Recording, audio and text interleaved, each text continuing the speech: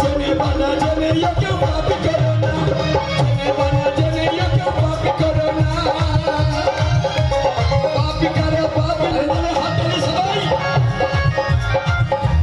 সবাই মিলে বলবেন যেখানে রাম মন্দির বনেছে জায়গাটার কি নাম? ততটা শুনবেন সবাই। এক সেকেন্ড যদি মিস করে যান বড় ভুল হয়ে যাবে।